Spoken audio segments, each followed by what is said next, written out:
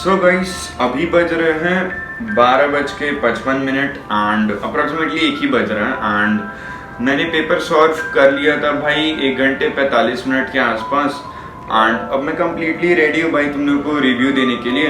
And भाई एक line में बोलूँ तो paper was pretty much hard bro, it was a difficult one. मतलब मैंने ये चीज़ PW से एक्सपेक्ट नहीं की थी। भाई अब मैं तुम लोग को एक एक करके बताना स्टार्ट करता हूँ। सबसे मैं तुम लोग को भाई अपने मार्क्स वगैरह बता देता हूँ जो थे भाई फिजिक्स में 119, केमिस्ट्री में 47 एंड बायो में 243।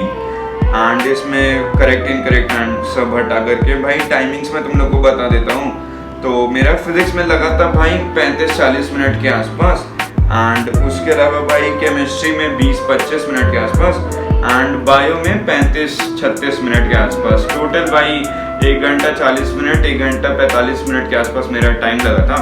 एंड अब भाई तुम लोग को बताऊं मेरे करेक्ट क्वेश्चंस थे 107 एंड इनकरेक्ट क्वेश्चंस थे 19 एंड मैंने जो क्वेश्चंस छोड़े उनका नंबर था 54, जिसमें से भाई अब मेरा रिजल्ट जो बनता है 510-520 नंबर का मैंने अटेम्प्ट किया है एंड उसमें से मेरे मार्क्स बन रहे हैं 409 720 में से। यहाँ पे तुम लोग देख सकते हो 409 बन रहा है।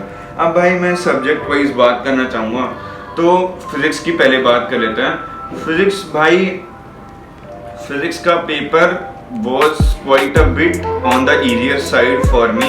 मैंने कुछ क्वेश्चन स्किप किए थे लेकिन इनकरेक्ट उतने ज़्यादा नहीं थे। मतलब जो स्किप किया भाई अब नहीं समझ में आ रहा था। एंड सेकंड क्वेश्चन ही ऐसा था जिसमें लाइक मोशन स्ट्रेट लाइन जाकर के मुड़ जाता है एंड वो 6 सेकंड में डिस्प्लेसमेंट पूछ रहे थे तो तुम्हें 5.5 सेकंड पे उसका डिस्प्लेसमेंट हो रहा था। तो उस पर कई बच्चे भाई 0 मार्क करके आएंगे। ऐसे ट्रिकी क्वेश्चंस जो थे ना जो सर क्लास में भी करवाते रहते हैं लेकिन हर बच्चा उस एग्जाम टेम्परामेंट में नहीं सोच पाता है, वो उस टाइप के ट्रिकी क्वेश्चंस थे एंड काफी अच्छा पेपर था भाई फिजिक्स का।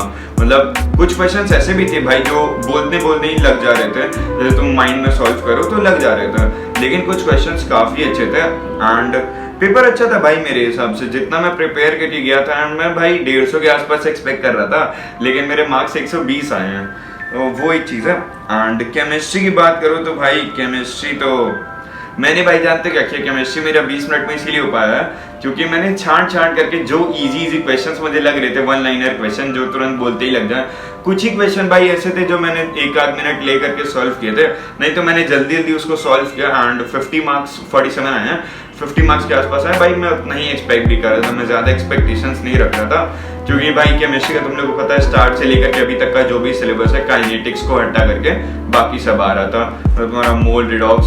भाई इस टाइप के पेपर में ना डिफिकल्टी लेवल तुम उतना ज़्यादा नहीं रख सकते हो, लेकिन जो नंबर ऑफ क्वेश्चंस मतलब नंबर ऑफ चैप्टर्स अब ज़्यादा रहता है ना तो वो डिफिकल्टी अपने आप बढ़ जाती है भाई, क्योंकि इतने सारे चैप्टर्स को एक टाइम पे दिमाग में रखना।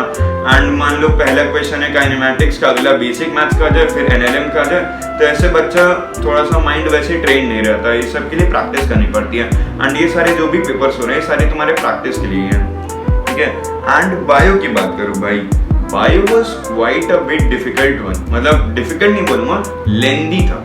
लेंदी इन द सेंस भाई 5-5 6-6 स्टेटमेंट्स हर क्वेश्चन में दिए हुए, मतलब मेनी क्वेश्चंस काफ़ी सारे क्वेश्चंस में दिए हुए थे। एंड उसके अलावा भाई क्वेश्चंस में 5 ऑप्शन दिए हैं एंड उसमें से तुम्हें चूज करना था कि किन 2 या 3 में ये चीज़ 2 चीज़ कॉमन है या किन में ये सारी चीज़ें कॉमन है। तो इस टाइप के क्वेश्चंस भाई काफ़ी ज़्यादा टाइम कंज्यूमिंग होते हैं क्योंकि अगर तुम्हारा एक भी स्टेटमेंट गलत अगर तुमने चूज कर लिया तो तुम्हारे सारे आंसर्स गलत हो जाएंगे। बहुत रेयर ही ऐसा केस होता है जब तुम्हारे ये सारी चीज़ें तुक्के में सही हो। नहीं तो भाई मतलब पेपर काफ़ी अच्छा था, डिफिकल्ट था क्योंकि वो लेंदी ज़्यादा था एंड कुछ क्वेश्चंस अच्छे थे भाई, मतलब मैं वो डिनाई नहीं करूँगा।